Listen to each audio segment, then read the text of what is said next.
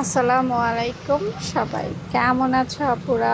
আলহামদুলিল্লাহ ভালো আছি আমি। আজকে আবার আরেকটা জামা কাটিং করব। দেখো তো, আজকে এটা অন্য স্টাইলে করব। 6টা ডিজাইনের জামা 6 রকমভাবে কাটবো। একই রকমভাবে কাটবো না, তাহলে ভালো লাগবে না, কাস্টমার পছন্দ করবে না। আবারও আপু তোমাদেরকে একটা কথা মনে করিয়ে দিতে চাই, সেটা হচ্ছে যে ডিজাইনার ড্রেসগুলোর নির্দিষ্ট কোনো রুলস নেই যে তোমাকে এভাবেই কাটতে হবে, ওভাবেই কাটতে হবে।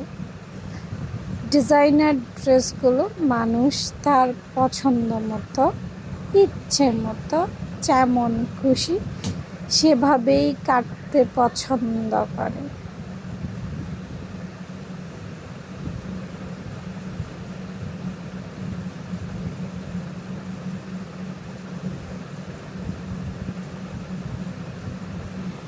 তো আপুর পছন্দ মতো কাটার চেষ্টা করছি।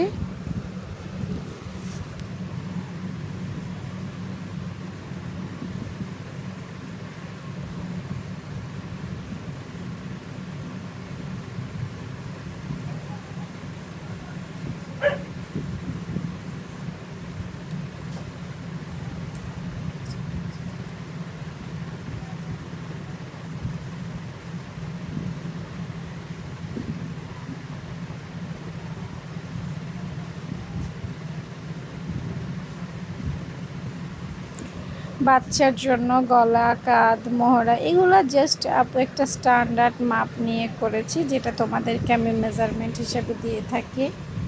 মানে ওইভাবে কোনো বডি থেকে মাপ নেওয়া হয়নি, কারণ বাচ্চাটা একদম ছোট বাচ্চাদের বডি থেকে কখনোই মাপ নেওয়া যায় না।